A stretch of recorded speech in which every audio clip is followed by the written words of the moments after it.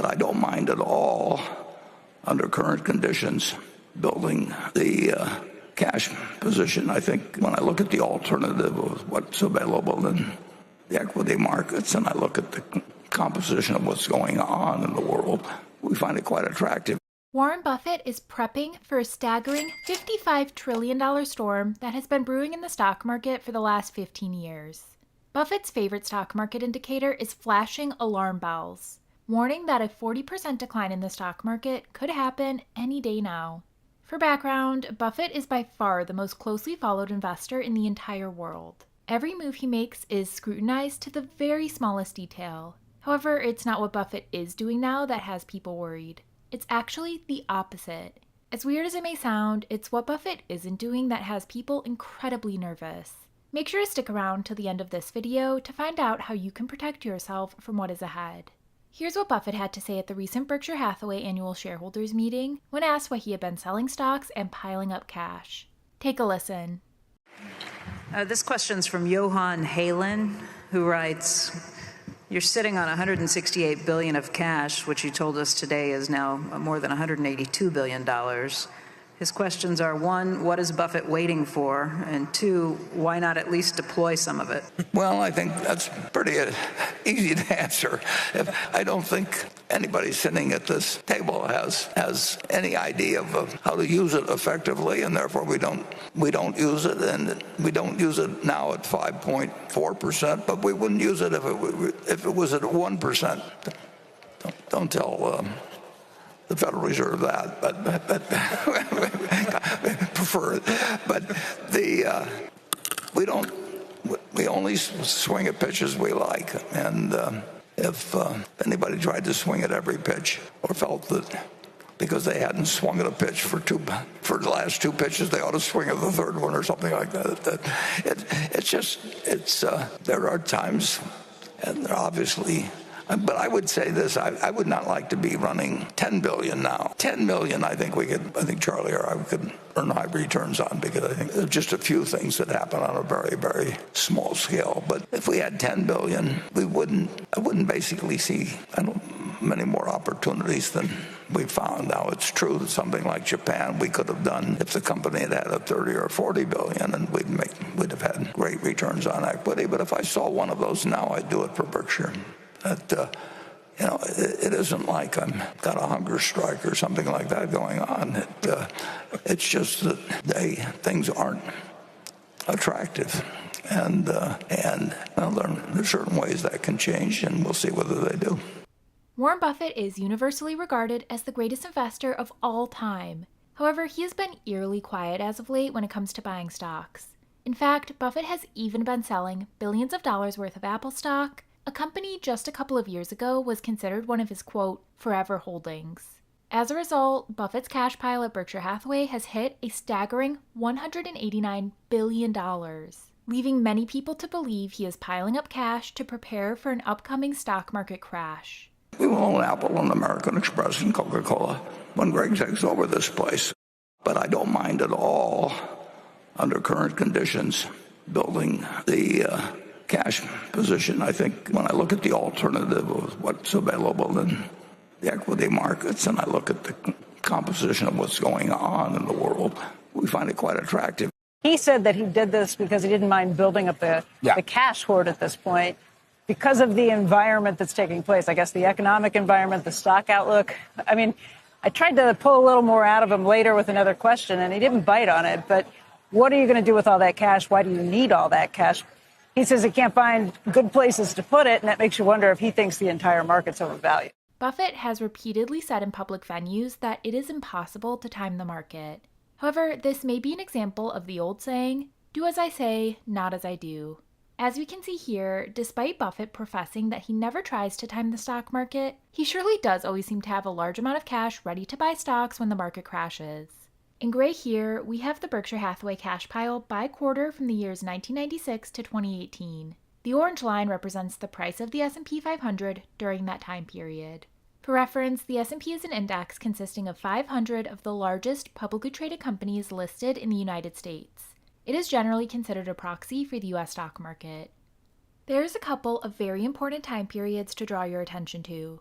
The first is the dot-com bubble in 1998 and 1999. As you can see here, the S&P 500 was up over 50% from the beginning of 1998 to its eventual peak just a couple of years later. During that time, Warren Buffett was avoiding investing in the stock market. As you can see, Berkshire's cash position climbed by a factor of 10 over just a couple of years.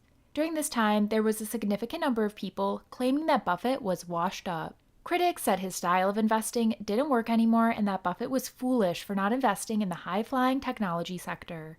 This period culminated with Buffett's now infamous lecture at the exclusive Sun Valley Conference. For background, Sun Valley is an invite-only annual conference for the most influential people in the media, technology, and finance industry. In the year 1999, the conference was filled with newly minted millionaires and billionaires as a result of the soaring stock market driven by young technology companies. In an ironic twist, the keynote speaker that year at the conference was none other than Warren Buffett himself. Buffett had famously avoided investing in technology companies, instead making his wealth by investing in boring, so-called old economy businesses. As only Buffett can do, he proceeded to use his keynote speech to kindly explain to that year's attendees how the stock market was in a serious bubble.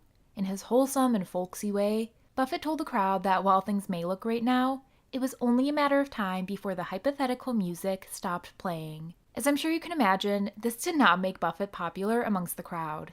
In fact, he was practically booed off stage. I'm sure you know how this story ends, however. Not too long after Buffett's speech, the dot-com bubble burst.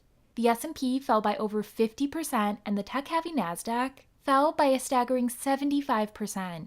In fact, it wasn't until the year 2015, 15 years later, when the NASDAQ returned to levels hit during the peak of the bubble.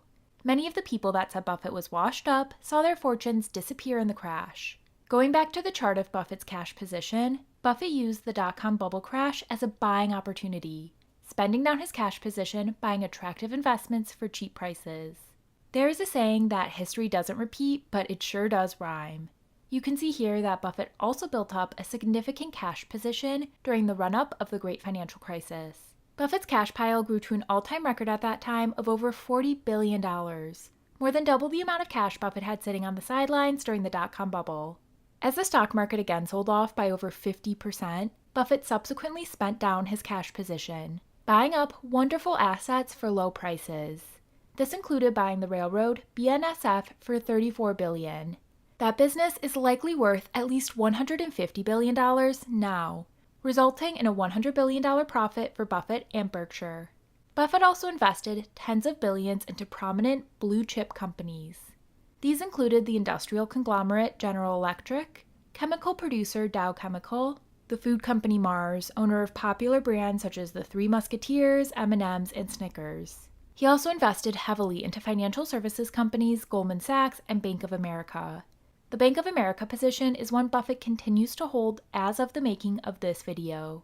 Buffett's stake in Bank of America has now grown to a staggering nearly $40 billion. As these two examples have shown, while Buffett claims that he doesn't try to time the market, whenever the market does crash, he very conveniently happens to be sitting on a large pile of cash. The cash pile that Buffett currently has makes the other two examples look tiny by comparison. Buffett has nearly $200 billion in cash and cash equivalents, nearly 5 times the size of the amount of cash he had accumulated before the financial crisis. Given Buffett's track record of accumulating cash ahead of a major downturn, you can now understand why Buffett's actions are making people extremely nervous. There can only be one reason Buffett has allowed cash to pile up at Berkshire. Buffett can't find any attractive investments because the stock market is overvalued. In the year 2024, of course, Buffett will never come out and say that directly. He knows how much influence he has, and he doesn't want to be responsible for people going out and selling all their investments because he said the market was overvalued. However, let's rewind the clock to the year 2001, a year when Buffett was famous but nowhere near what he is currently. As a result, Buffett was more willing to speak his mind freely. Listen to what he had to say back then when asked why cash was starting to pile up at Berkshire. Well, there are times when we're awash in cash, and there have been plenty of times when we didn't have enough cash. Charlie and I remember in the late 60s, when bank credit was very difficult, we were looking for money over in the Middle East. You remember that, Charlie? Yes, I do. Yeah, and they wanted us to repay it in dinars. Yeah, and the guy that wanted us to repay him in diners or diners or whatever the hell they call them, was also the guy that determined the value of those things. So we were not terribly excited about him on payday and having him decide the exchange rate on that date. But we obviously are looking every day for ways to deploy cash, and we would never have cash around just to have cash. I mean, we would never think that we should have a cash position of X percent. And frankly, I think these asset allocation things that tacticians in Wall Street put out, about 60% stocks and 30%, we think that's total nonsense. So we want to have all our money working in decent businesses, but sometimes we can't find them, or sometimes cash comes in unexpectedly, or sometimes we sell something, and we have more cash around than we would like. And more cash around than we would like means that we have 10 or 15 cents around, because we want money employed, but we'll never employ it, just employ it. And in recent years, we've tended to be cash heavy, but not because we wanted cash per se. In the mid 70s, we were scraping around for every dime we could find to buy things. We don't like lots of leverage, and we never will. We'll never borrow lots of money at Berkshire. It's just not our style. But you will find us quite unhappy over time if cash just keeps building up. And I think one way or another we'll find ways to use it. As we just heard from Buffett, he doesn't like holding large amounts of cash. He would rather be investing that money and using it to generate strong returns. However, Buffett also refuses to buy stocks unless prices are attractive. One way to measure whether the stock market is overvalued is to use the so-called Buffett indicator. The Buffett indicator was coined by, yep, you guessed it, Warren Buffett over 20 years ago. He has called it, quote, probably the best single measure of where stock valuations stand at any given moment. Once you see what the Buffett indicator is telling us about the stock market, you will understand why Buffett isn't buying stocks. The calculation for the Buffett indicator is a very simple fraction. On the top is the total value of the U.S. stock market as measured by the Wilshire 5000 index. This index seeks to capture 100% of the U.S. stock market and includes all U.S. listed stocks with readily available prices. As of March 31st of this year, the value of the stock market was $55.84 trillion.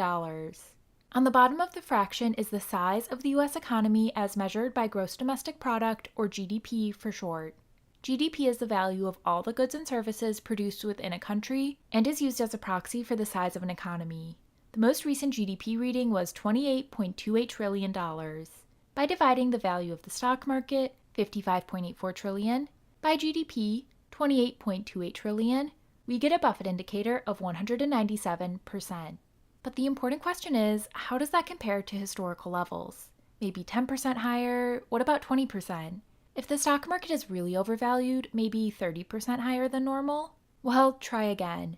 The current Buffett indicator is a staggering 61% higher than the historical trend line shown here, a full 2 standard deviations above what is considered fairly valued. Put another way, this means that at the current size of the economy, the stock market would have to fall by a staggering 40% for it to be considered fairly valued. It now becomes awfully clear why Buffett has been selling stocks and building up cash. But what are everyday, individual investors supposed to do with this information? The answer to this can be found in Buffett's most recent annual letter to shareholders. In this letter, Buffett talked about how he manages his company, Berkshire Hathaway, to be a, quote, financial fortress. Capable of withstanding any financial shock that may come its way, here's how he described it. Your company, referencing Berkshire, also holds a cash and U.S. Treasury bill position far in excess of what conventional wisdom deems necessary. Extreme fiscal conservatism is a corporate pledge we make to those who joined us in ownership of Berkshire. Berkshire is built to last. The same advice can be applied to the financial situation of individuals. Minimize costs, build up diversified earning streams, save up cash. These simple strategies can help protect you, regardless of what the future holds. If you enjoyed this video, make sure to check out this video here, because with over 5 million views, it has been getting a ton of attention. It covers the trillion-dollar storm Buffett is seeing form in the U.S. real estate market. I'll see you over there.